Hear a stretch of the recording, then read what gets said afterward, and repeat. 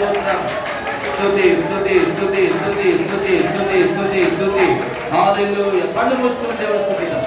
కళ్ళు మూసుకుని దేవుని స్తుతిద్దాం. హల్లెలూయా.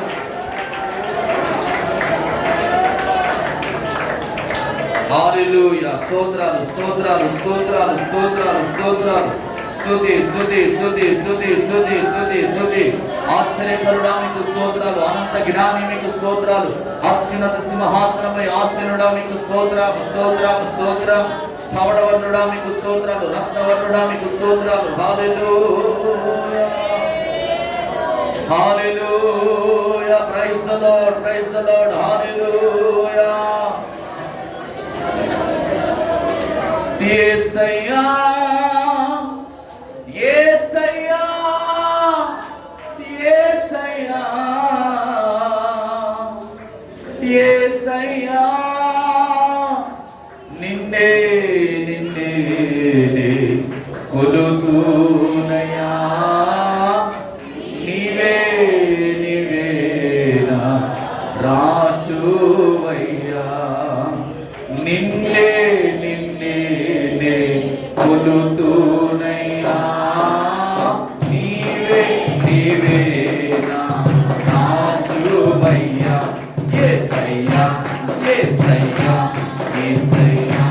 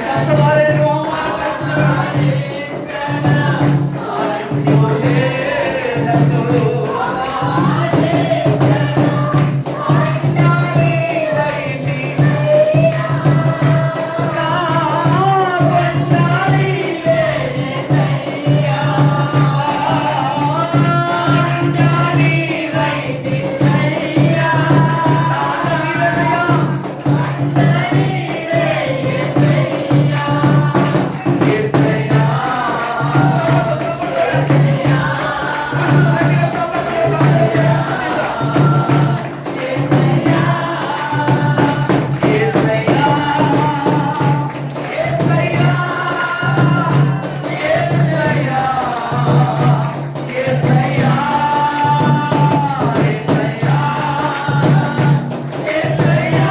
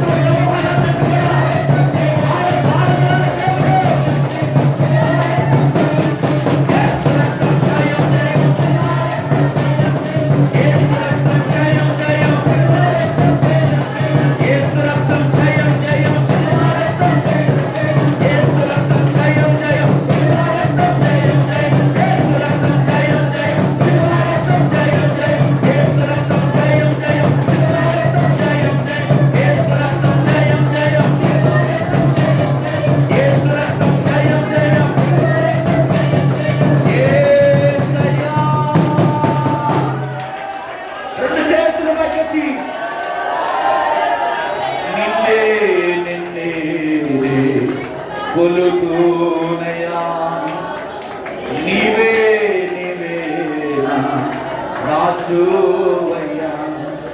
ఎవరు లేరని బాధపడుతున్న సహోదరి సహోదరుడా, నీ సొంత వారే నిన్ను మోసం చేసినను, నీ సొంత వారే నిన్ను అవహేళన చేసినను, నీ సొంత ప్రజలను విడిచినను, ఆయన విడువని దేవుడు, ఆయన ఎడబాయని దేవుడు.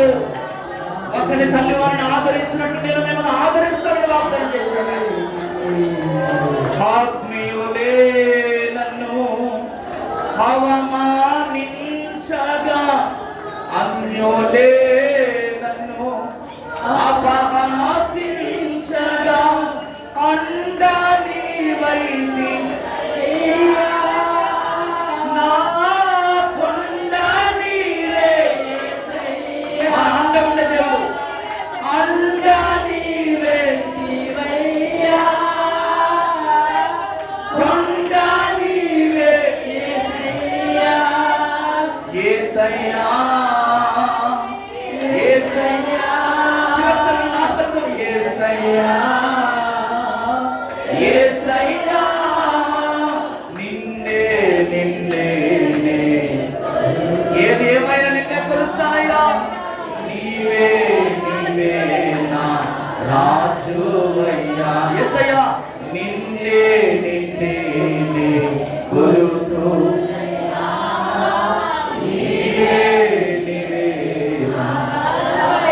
గట్టిగా చప్పట్లు కొడదాం. పరిశుద్ధాత్మ స్తోత్రం చెప్తాం, హల్లెలూయా చెప్తాం, గట్టిగా బిగ్గరగా బిగ్గరగా హల్లెలూయా.